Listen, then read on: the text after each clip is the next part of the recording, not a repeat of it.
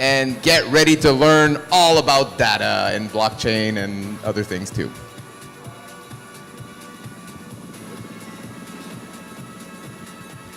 All right, now I'm going to hand over the mic to Diksha, who will be our host for today. Big round of applause for our host. Woo! Yay! Woo! You can go in front of the stage because the camera is just showing. You need to see the slide. When I can plug in my computer, probably you need to use yours first. Yes. Oh. Okay. It will come. Okay.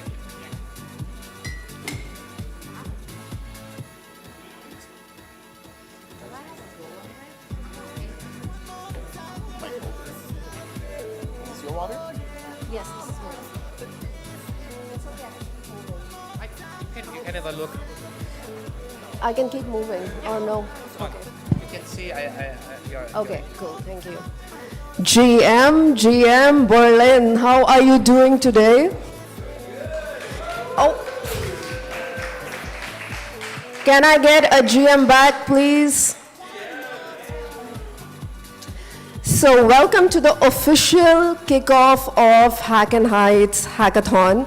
How many of you knew about the Hack'N Heights Hackathon before coming here?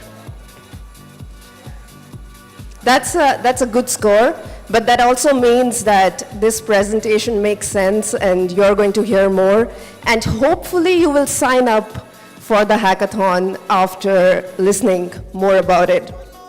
So first and foremost, big thank you to our hosts for the evening, Deutsche Telekom. So may we have a round of applause for them, please?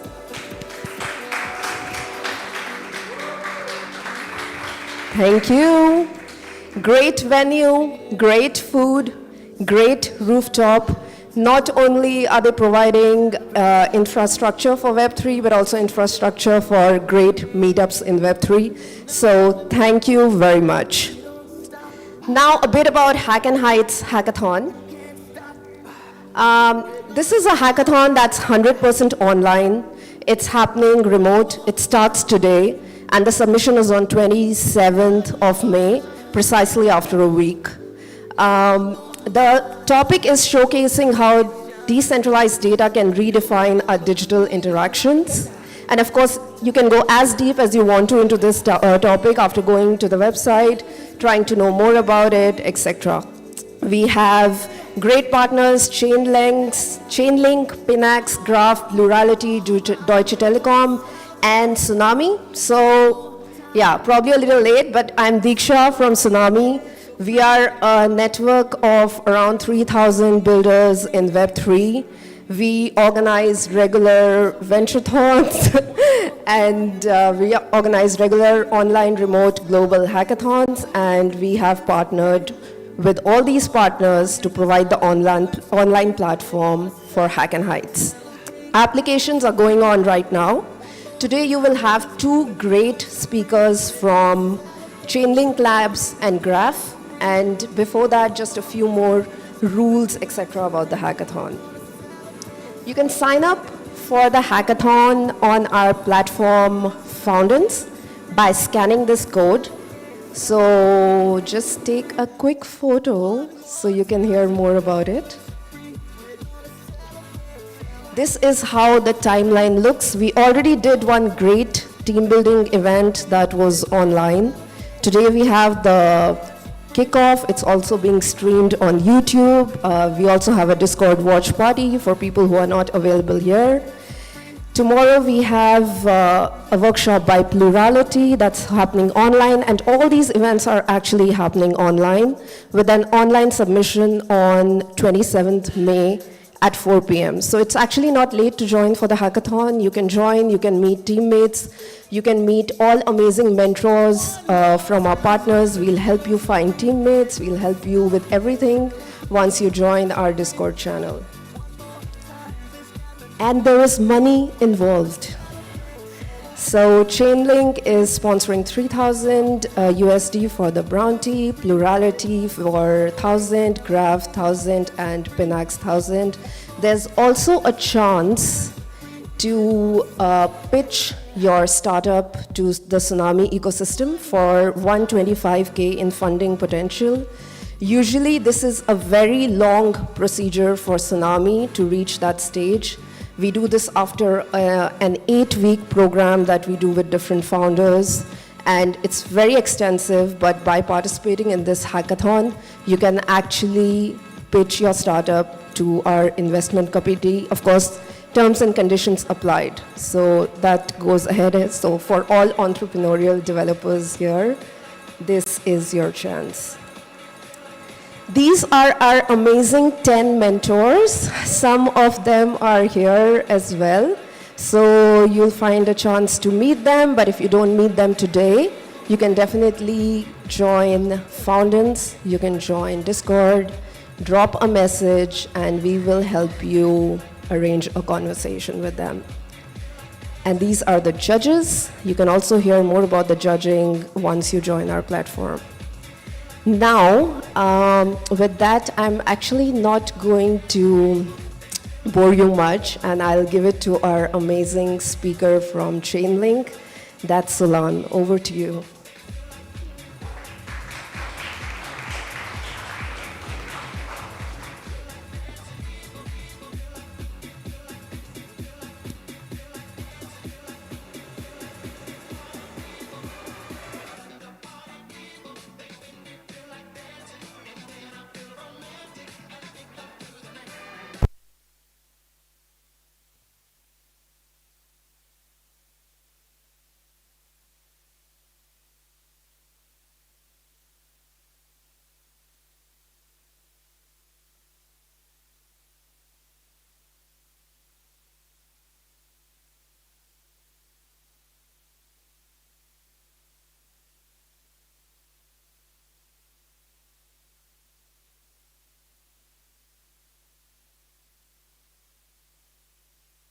Wow, this is a CCAP transaction. I'm talking about this, but this is not supposed to see the first screen. Wait a minute.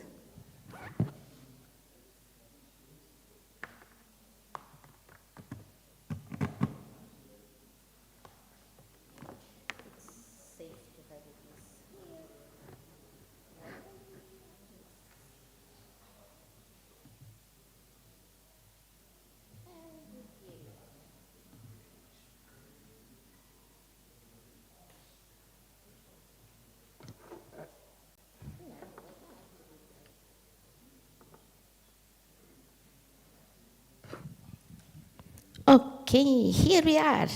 So, talking about Chainlink, I can talk about any different services, okay? Today, I will do a demonstration, a live demonstration, using CCIP. It means that I'm transferring USDC from one chain to another chain. But let's come back to the beginning and start with me. So, you can call me Sol. My name is Solange Gueiros, and I am a developer relations engineer at Chainlink Labs. These are my contacts. You can find myself in any network with Solange Gueiros, and I came from Brazil to be here. I'm so excited. Yes.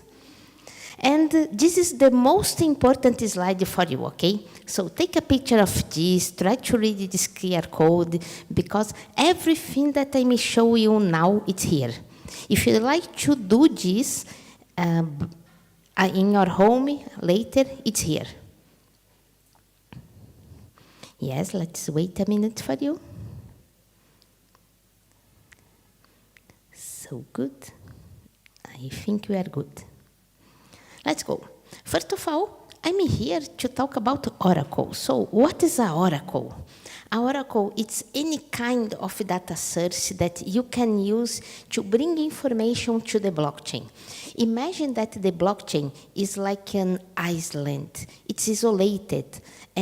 But how can we connect the blockchain with all the information that we have outside? This is the concept of an Oracle. And you can use it like an Oracle to bring information related to temperatures or weather or like real estate or many kinds of financial information, or my steps that I'm doing now and it's on my watch, or imagine something related to football or soccer or any sports data. You can use all of this inside your smart contract using Oracle. And when we talk about oracles, it's so important that the oracle must be decentralized. And why that? Imagine that the oracle it will be between the external information and the blockchain. So the way that we bring the information inside the blockchain is the most important. And if you trust in only one source, this can be a huge danger for you because can be compromised in different ways. So it's important to have decentralized oracles because on this way you can guarantee how the information came to the blockchain. And this is Chainlink. Chainlink is a Web3 platform to bring information to the blockchains, to different blockchains. So we are a platform, and we have different services for you. Imagine that you'd like to have quotes, like I'd like to see the quote of it in USD, and use this inside my smart contract, inside my decentralized application. I can get this information in a decentralized way using Chainlink. In the same way, I can do this using data feeds. In the same way, I can do this using data streams, but the difference is that on data feed, the information will be there, and I'm using the last time the information was updated. When I'm using data stream, I'm getting that information the same second that I'd like to have it. So this is the difference. Also, I can use the CCAP. I'm doing this today.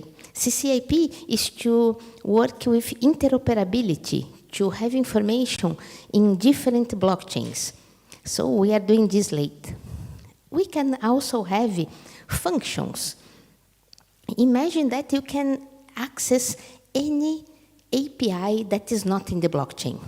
Any website that has an API and you'd like to get that information from that any API and bring it to your smart contract. You can do that using functions. Another interesting service that Chainlink has is automation.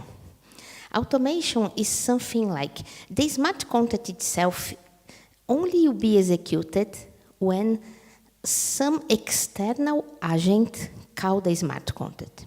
So it's not self-executed. You must trigger the smart contract and then something will happen. You can use the automation to trigger your smart contract and to check the conditions that you'd like to have it.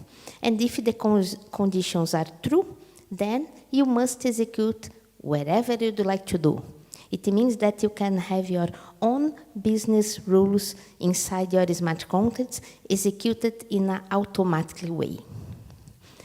Another service that we have is VRF. VRF is to generate random numbers. If you define the rule to generate your random number inside the smart contract, any validator can see what's happened over there and can try to manipulate that. So it's not so good. If you have this random number generated outside using a service like VRF, you can be sure that your number is really, really random. So this is the purpose of VRF. And also, we have a proof of reserve. Proof of reserve is especially to prove that some reserve exists in another place. Can be another blockchain or can be a bank account. Imagine that I told you that I will do something related to Circle today, to USDC. So they must have USD, real USD, in some bank account. And then they can mint USDC. How can you prove that? You can use proof of reserve. Another use case, like BitGo is the issuer from WBTC. is the representation of Bitcoin on Ethereum. How can you be sure that they have Bitcoins over there? You can use proof of reserve to check their reserves of Bitcoin in the other chain and use this result inside your smart contract on Ethereum, for example. And this is an overview of the Chainlink services. And it's so important to tell you that Chainlink is not a blockchain, okay? Chainlink is a set of services that are deployed in different blockchains. So Chainlink is blockchain agnostic, and we have the Chainlink services in different blockchains like Ethereum, Base, Optimus, Arbitrum, and others. And if you'd like to know more about this, and this is the first point to you to starting the hackathon, go to our developer portal, dev.chain.link. Over there, you can choose the service, and then you can get videos, tutorials, how you can get started, blog articles, use case, everything that you need is over there, okay? And now it's time to the hands-on part. Like I said before, the blockchain is an isolated network.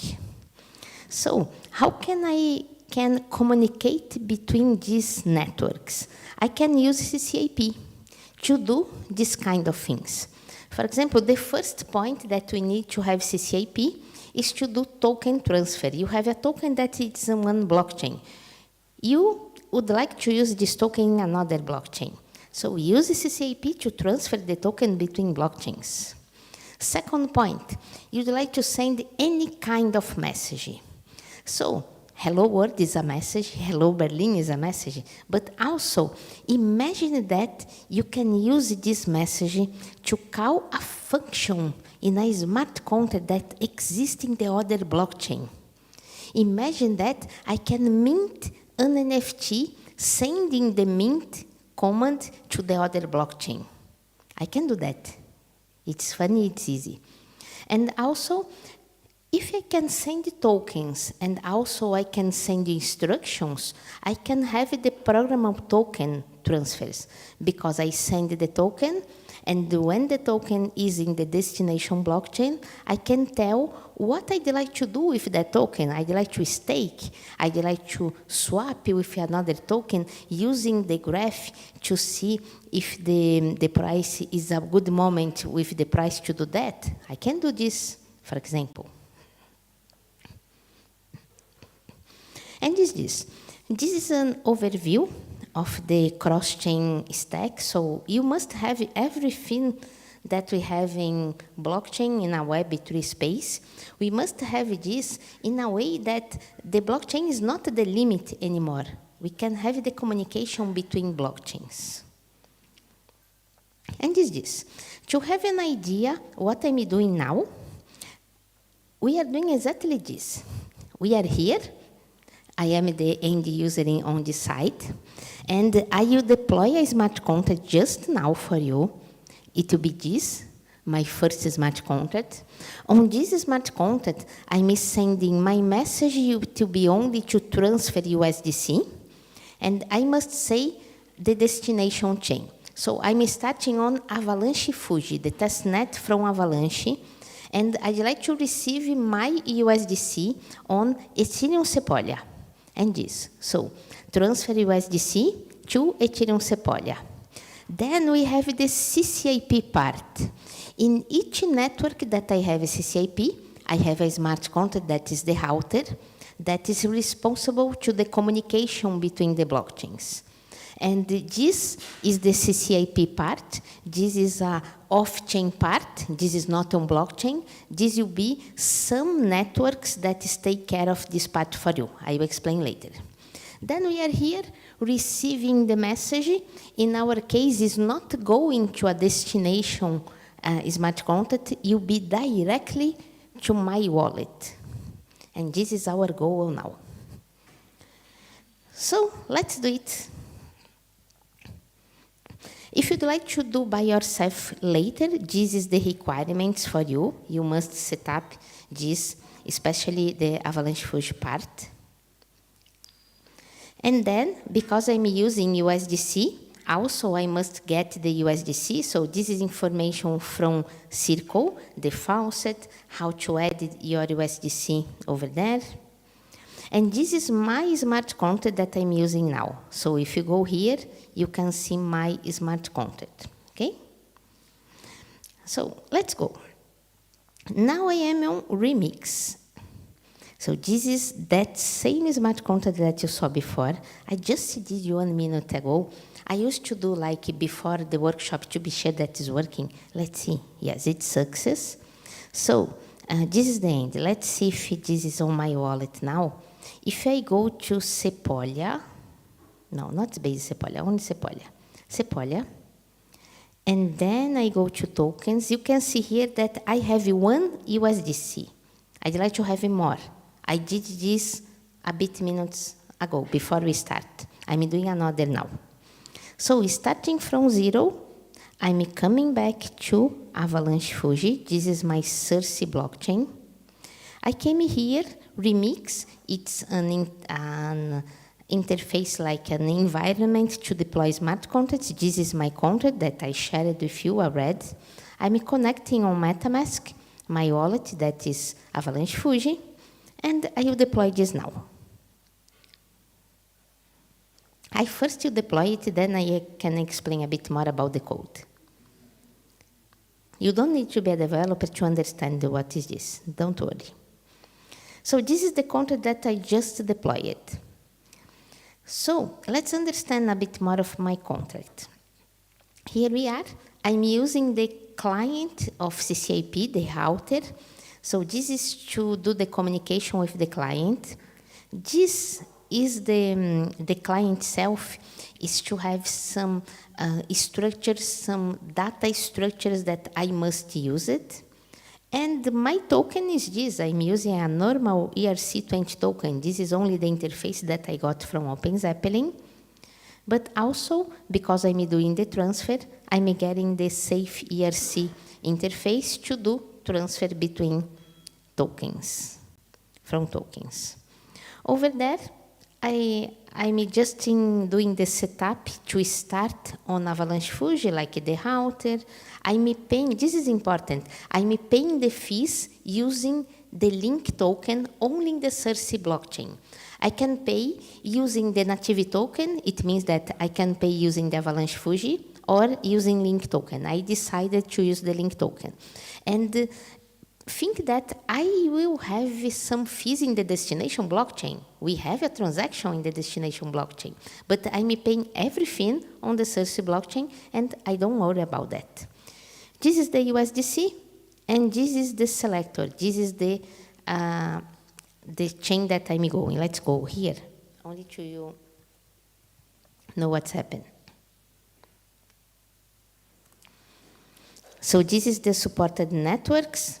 This is the chain selector. So I'm going from Sepolia. This is information from Sepolia. And I'm going from Avalanche Fuji. So if I came here, this is the lanes from Fuji. So I'm going from Fuji to Sepolia. Is this the information that I should have it? Okay? Is that. So over there, the most important function for you is this, like the transfer. You can see that I must define who you receive in the destination blockchain and the amount. And then I have the token amount defined here, and here is the message struct where I'm doing the who you receive this. Okay? This is and the fee here, you can see that I'm paying using the leak token. Interesting. I'm using the router of CCIP to calculate the fee in the destination blockchain. So this get fee, you tell me how much are you spending in the destination blockchain. I'm checking the balances, and then I can do my transfer. So let's do that. I'm ready to do that. First of all, I'm paying fees using link. So I'd like to have some link inside my smart contract. I'm getting the address of my contract and send some link to my contract. So tokens, link, send the address of my contract. Let's send 3 links. I think this will be enough. And okay. Second point, the USDC will be on my account, my wallet. So I must authorize the smart contract to get the USDC on my wallet. How can I do that? I can go to any place that I can interact with the USDC contract. For example, I have here the Snow Trace, the block explorer from Avalanche Fuji, and this is the USDC coin. So if I came here and let's refresh because I did another yes before. So I'm approving the spender, it's my smart contract, let's get it. I'm approving my smart contract to use 1 USDC. But the USDC has 6 decimal places. It means that I must add 6 zeros here. 1, 2, 3. Yes, now I have 6 zeros. Let's do this. What I'm doing now, I'm approving the smart contract that I just deployed with you to use my USDC, 1 USDC only, okay? Not more than this. Okay. And remember that I sent link to my contract. So my contract is ready to pay the fees, and my contract is authorized to use my USDC. I think everything is done. So I can see here the Aulans is still 0, so probably is not finished yet. It's approved, probably now it will be good. Yes, now it's approved. If I check it out, the balance of my contract, I should have link, not USDC, but I have 3 links over there. It's done. So let's do the most important function here, transfer. Who you receive? I'd like to send to the same wallet that I have it. Oh no, I'd like to do something new. I'm creating a new wallet. AC3, this is a new wallet. This is the address of the new wallet. Let's come back to the other first. Okay. So the receiver will be a new wallet that I created just now. The amount is 1 with the 6 zeros, the decimal places. 1, 2, 3. Okay, 6 zeros. Then I can transact. And this is, I'm sending a transaction to send USDC from one blockchain to another blockchain. Now, because I just created that wallet, before that, so this is the contract, this is the last transaction. I'm copying the transaction ID, and the CCAP has an explorer. Like the blockchain explorer, but this is an explorer between blockchains. So if I came here and tried to search one transaction that was in one blockchain, I can see that this is the source, this will be the destination. We have the source finalized, and this is related to the when you can be sure that your transaction is immutable. When you can be sure that the network will not have some kind of reorg, and then your transaction can disappear or cannot be confirmed anymore. So this is what you used to say that this is the finality of the blockchain. Now we are waiting the transaction be in a point that cannot be reverted anymore. And in this point is immutable. So after that, we have the committed. So we have a network that is committing this transaction to the destination blockchain. And then we have more. We have the blessed from the security network. Let's have an overview of this as well. So we was here, not in the message. Oh, why am I doing this? But I'm going a bit forward. This is like the elements. Let's go here. What can I use? What examples can I do using CCAP? I'm doing a token transfer now. Imagine that after my token transfer, I can use this like a collateral. Like I can lock the some amount in one chain and borrow assets in the other chain. This could be useful for you. Also, I can use this with NFTs, like I said before, mint an NFT from one chain to another chain, have the same NFT in two different chains, and it's activated here, but it's not in the other. I can use this with account abstraction to have wallets that doesn't matter which chain are you in that moment. Or I can use this on games. Imagine that you can have one asset in one blockchain, one game, and you'd like to use that in another blockchain game in another chain. You can. And imagine that related to the data storage or computation, you can do all the data storage or the computation in a cheaper network, and then only save the final result in the blockchain that we started. Maybe you started on Ethereum, that it's a bit expensive from the others, and you can do that. And is this. The workflow is that, so we are talking about tokens, so we did that part. I am the user, I create the sender, I send only tokens, not data. The router is taking care of the middle of this.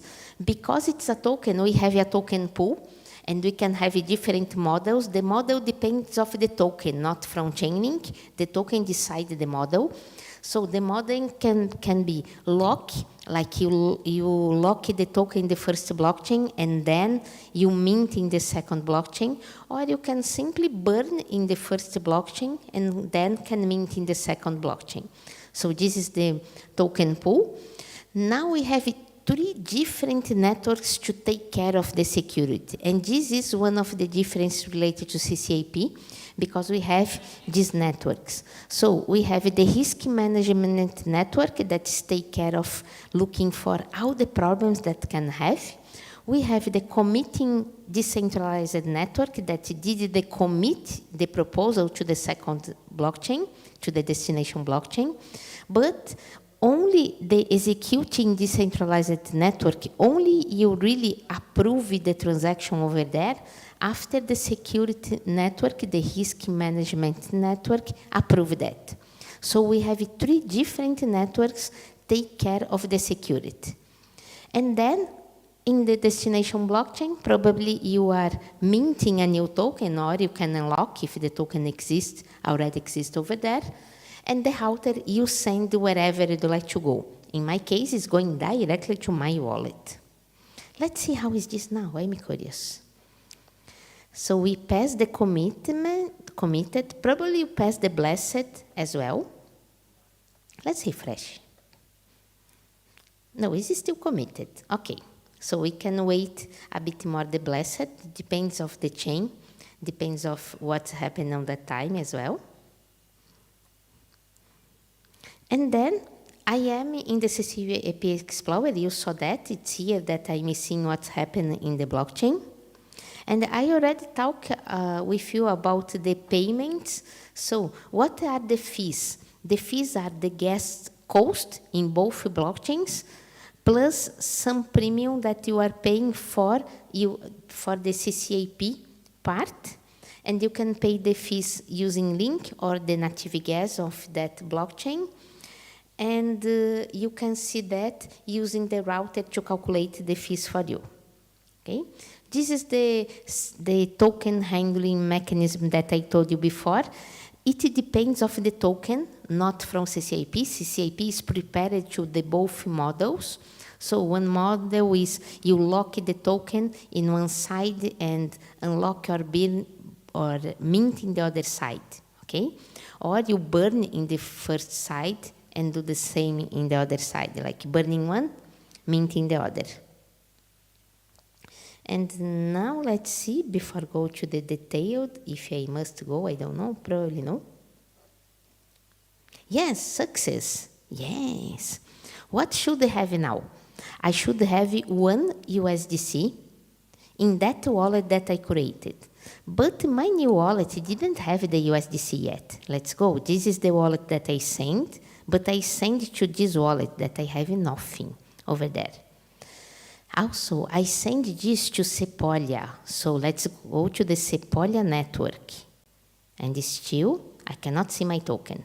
So if I go to the USDC page, I can see over there that this is the Ethereum Sepolia. I already opened it, but it's this. So this is the address of the USDC on Sepolia. Let's add the token on my wallet. Import tokens. Okay, and yes, I have 11. Probably I sent this before. It's supposed to have nothing, but I had 10 before. But is this? Now I have 11 USDC.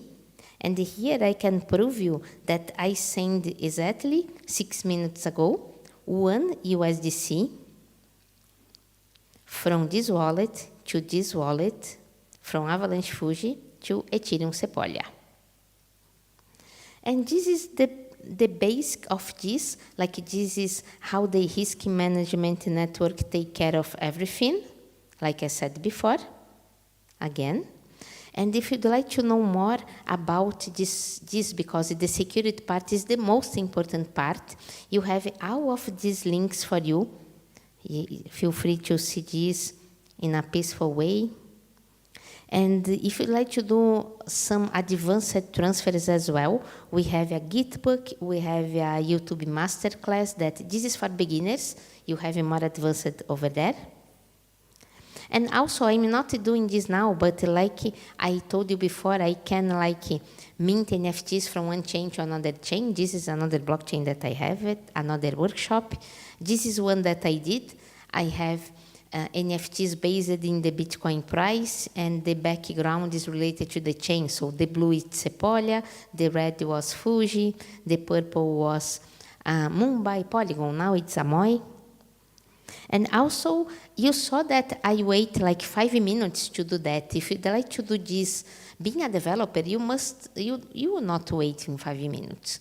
And we have the local simulator to do this local when you are deploying this. And if you are a really, really beginner and you'd like to start from zero, especially to the hackathon, I recommend you to go to the bootcamp. The bootcamp is starting, create your first smart contract. We did it in April.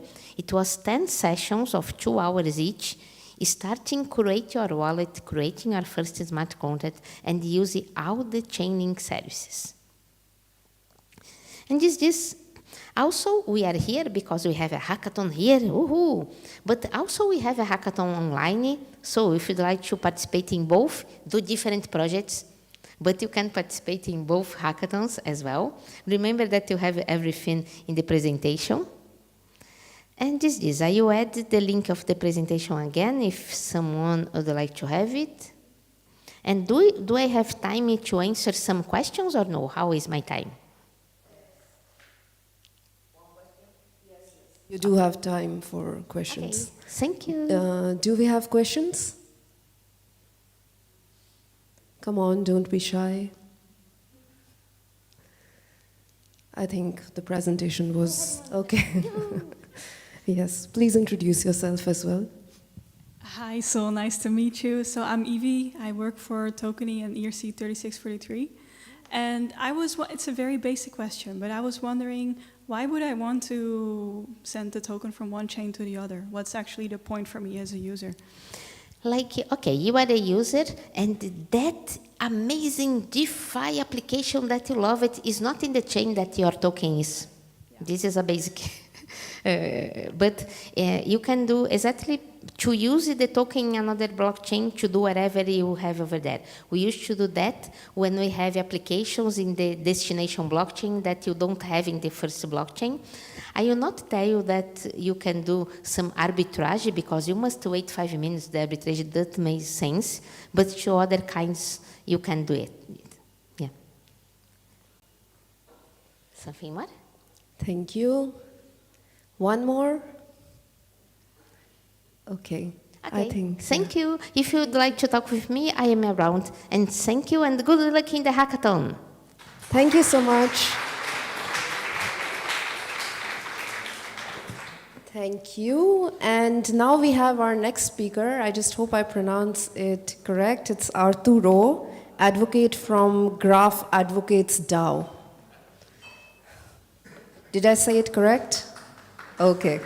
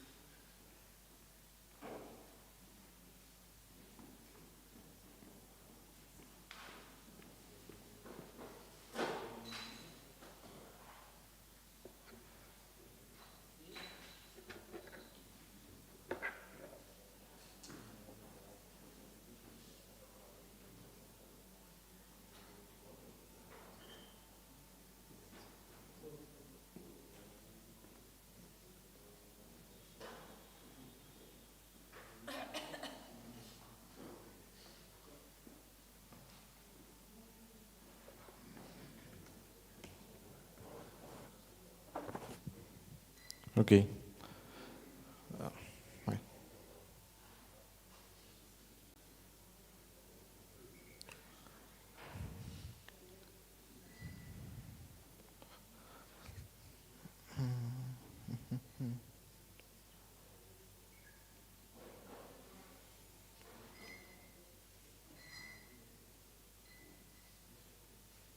Hi everyone, my name is Arturo. I'm from Mexico. I'm a Graph developer advocate.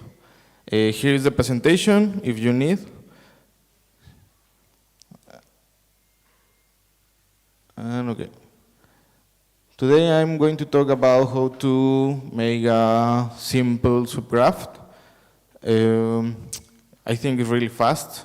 But I'm going to talk about some different patterns in the smart contract. That is a factory pattern or proxy contracts, and how you can index it. Okay. Okay, what is the graph? The graph is basically a tool that helps us to get data in an ordered way from the blockchain, right? From our smart contract events. If our smart contract doesn't have events, we can index it. It's basically that. The graph makes, in an easy way, get through queries this data that before was really difficult. Okay, how graph works. And we have a DApp, that our users make some transactions, that is this line, and the smart contracts emit events when we put some events there. And the graph nodes listen these smart contracts, listen these events to catch and store in a database, basically.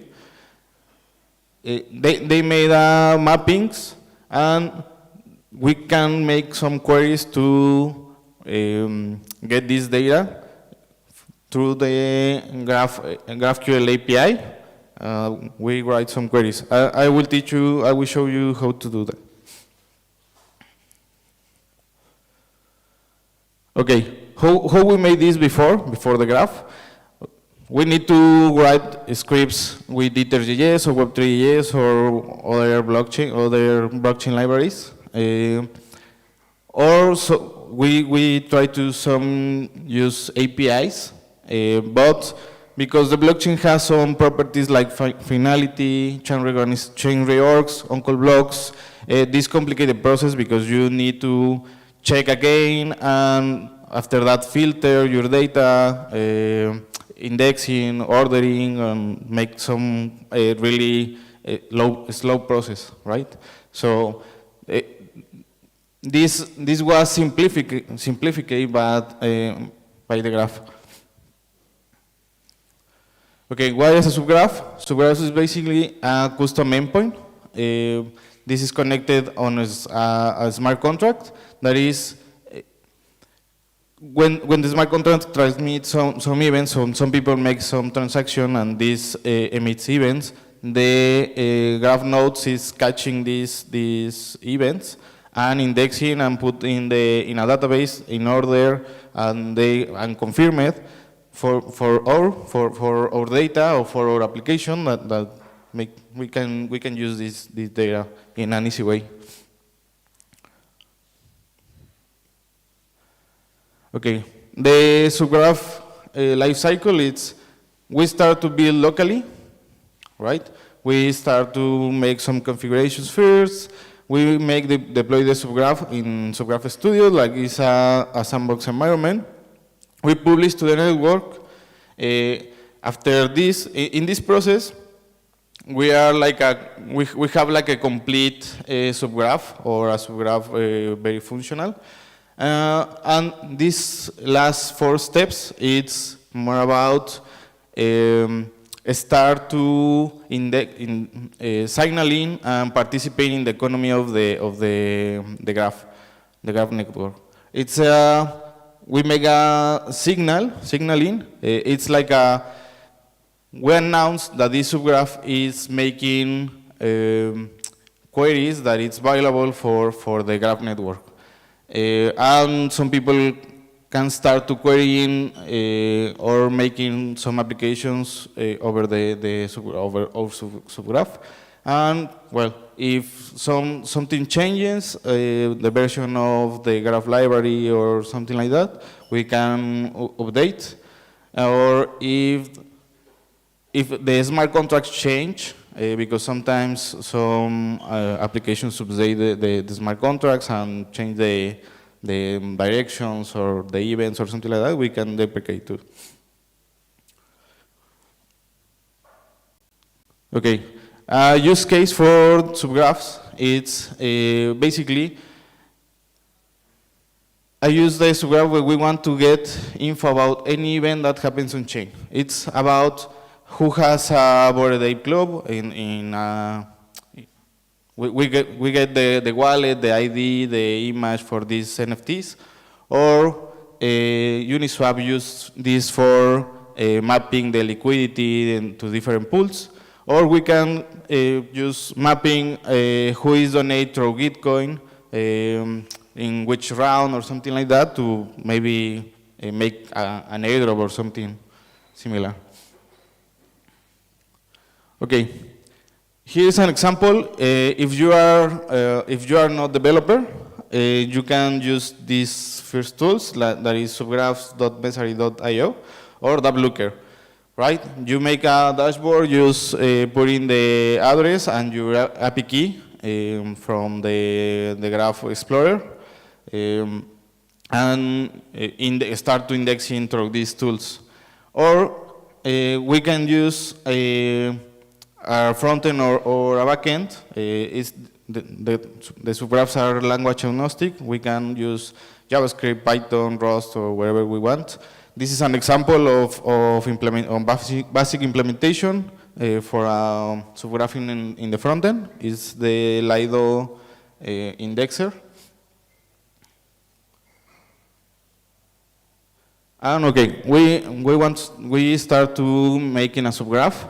We need to install the Graph CLI with these commands. We need to have a Node.js installed before, right? And Visual Studio Code or editor code. And we start with this smart contract. That is a simple smart contract about ERC 721. That it's an NFT. It's in Sepolia. And well, for creator first structure of this subgraph is use the command graph init studio. Once we finish to run this npm install graph protocol CLI. I'm going to make this.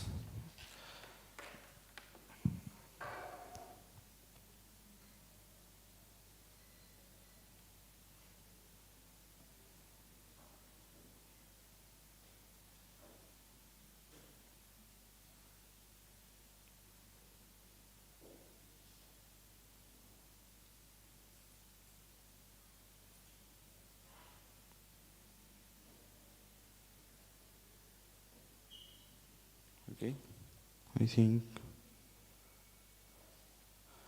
Okay, I'm not run this one because I already had installed this package. I'm just start with this graph init studio.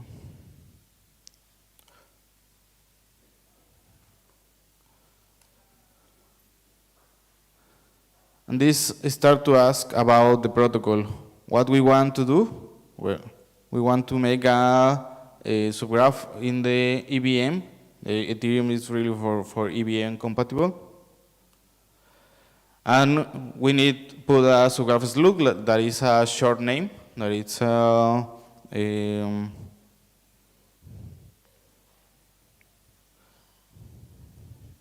like blockchain week Berlin.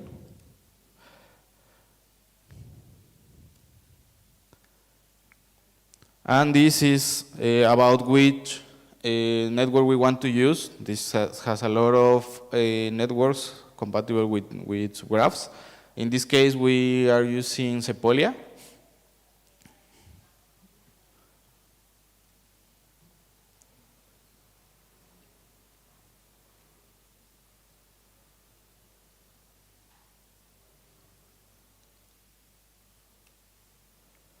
And the contract address is the one that is here. This has a link. If you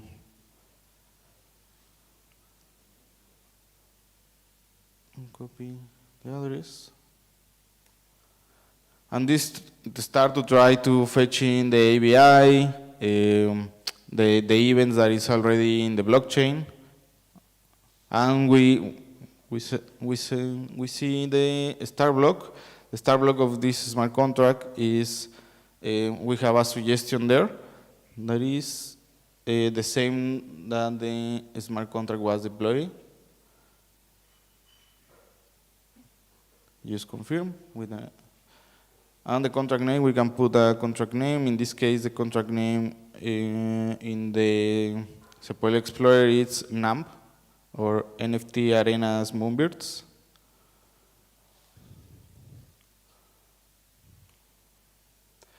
And this question is about if we want to make some entities, the entities is an object, basically for the properties that we can access for these smart contract events.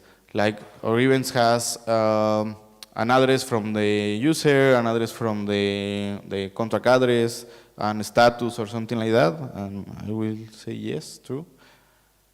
Okay, this failed to make the repository. It's not a problem. We can do after. And I'm going to open this.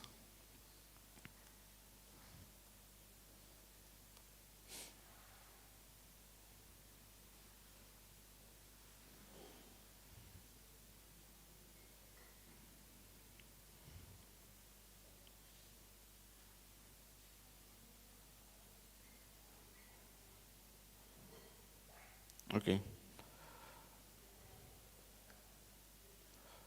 Okay, the important part is this one, the subgraph.yaml.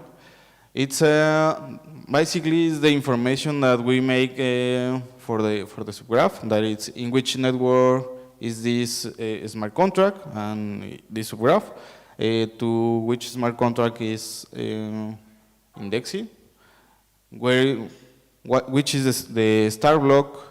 And this one is for our events, right? In this case, the smart contract has the basic ones: approval for all, ownership, transfer, and transfer, right?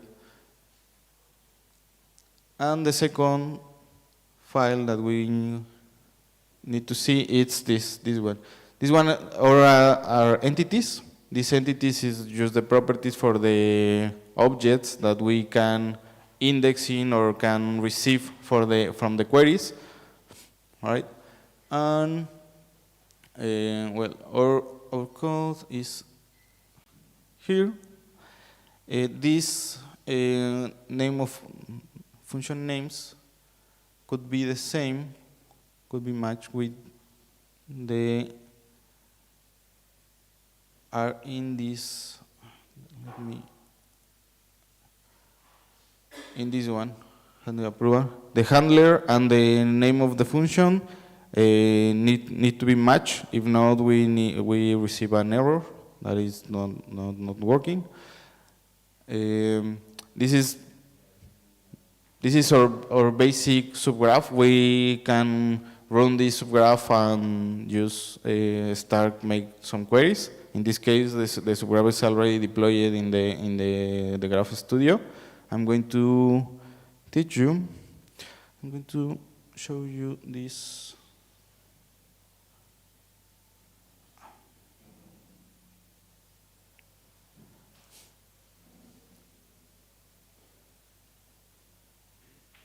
Here is, and this is the, I think this is the, yes. This is the subgraph that we already create. And in the playground, we can start to make some queries just to see which information this smart contract retrieves. In here, the docs, the graph playground help us to make some documentation in an easy way. Just we can start to check the entities and maybe make some different queries. We need to use, for example, a token. Token has these properties like ID, token ID, contract address, owner, and other entities like user that is the same or is too similar to the token. And okay, that's it. I'm going to show you some docs. In this part,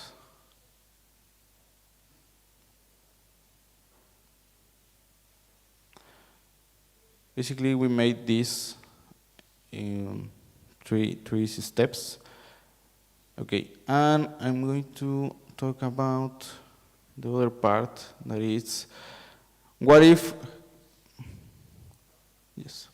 I have a proxy contract? Sometimes a proxy contract has an implementation that it's a contract that hold all the state of the other smart contract, right? That it's like my base implementation has all the state for example, contract A and contract B. In this case, we need to get the implementation, which is the address and the smart contract implementation, and it's the same steps. Just need to use the implementation address instead the other contracts that it's in the proxy contract, right? And if we have a factory contracts, this is a little bit more complicated because the factory contract is basically when a contract creates or deploys another contract or registers a new child contracts, and we make indexing the parent contract that is deploying the other contracts, but at the same time we want to indexing the child contracts that it has a lot of information about what happens in the child contract. In this case, we need to see. I'm going to these talks.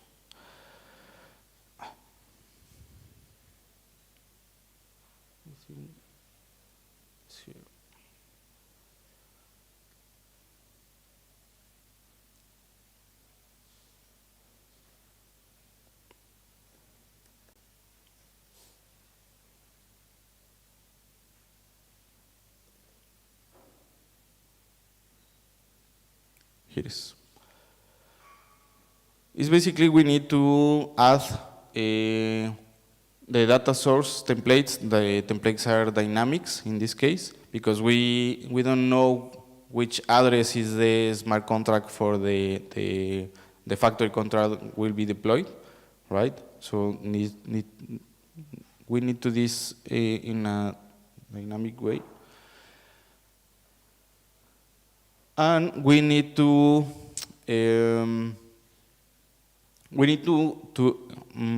I will say relationate with an ID that it's in the same in the factory contract and in the child contract must be the same ID to get the information. It's basically in that way how this factory indexer works. You can check more details here. It's and for the finish, just for deploying,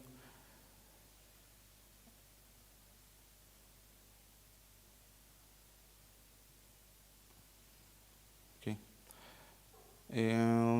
For deploying, we just need to make a build, basically build and run. Where is?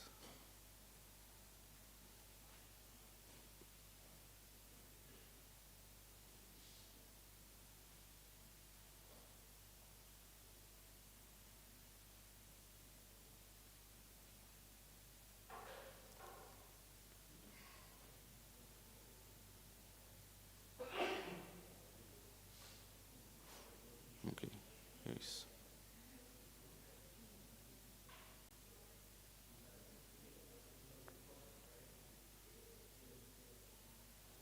Here.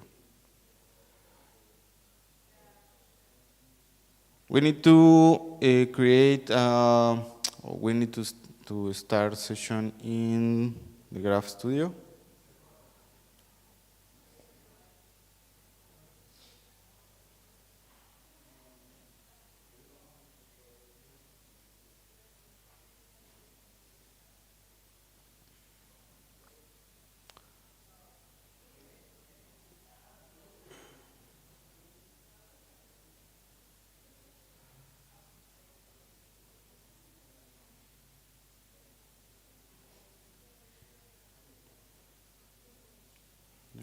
some examples.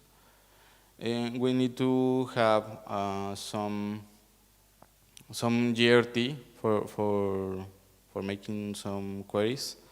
We need to authenticate from our terminal. Here is the API key. We need to copy and make this. No, sorry, it's not this one.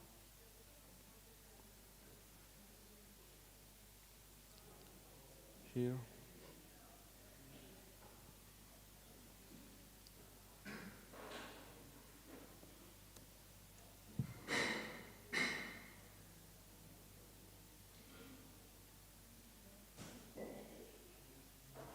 Is this one in the CLI? My terminal is this one.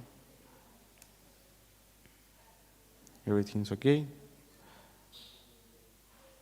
And basically, to build a subgraph is this command that graph code gen and graph build that it's compiled to assembly script. Code. Everything is okay because we don't make any change to the entities or the events. The last step is just execute graph deploy studio and the slug of our smart contract.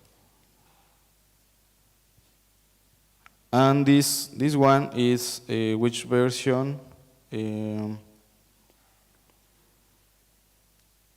But for the version notation, it's or the version label, we follow the example. Okay. In this case, the internet, I think it's not working. Okay, in the case of this error, we need to run npm install again, and this try to install all the package. If this works, we can run again graph deploy. We're waiting a little bit.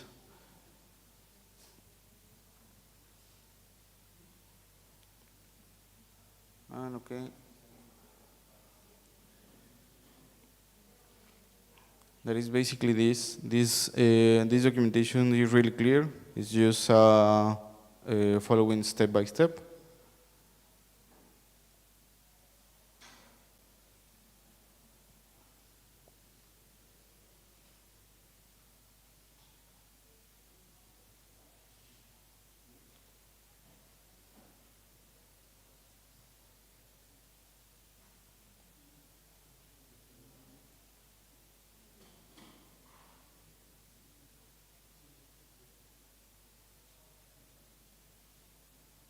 Okay, I'm going to execute again the code gen and graph build.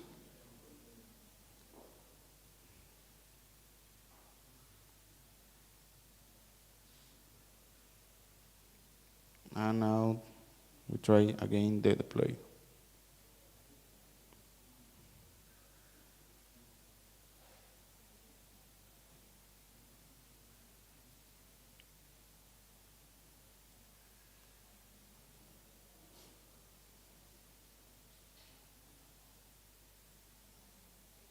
Seems like everything is okay, and okay, we can start making some queries to this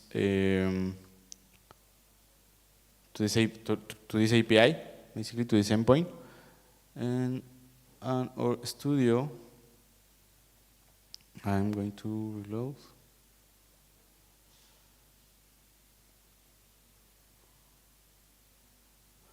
This start indexing. This is the progress. This get all the events for the smart contract, and in the playground we can make some queries. It's the same query that is for the example. This is not working yet because this is not finished. This is not get all the events that already is in the blockchain. So we need to start a little bit more this progress is completed. But okay, it's basically these steps. You now have a functional subgraph, very basic. But if you need to do indexing a proxy contract or factory contract, you have all the information in the documentation, right?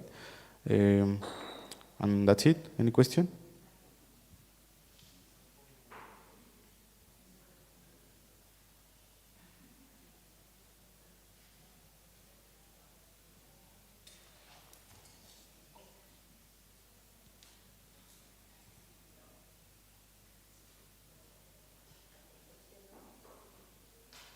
No? Okay, thank you. Yeah, thank you. Do we have any questions? Do we have any questions? No. I think they want to enjoy the rooftop. So thank you very much for your talk. And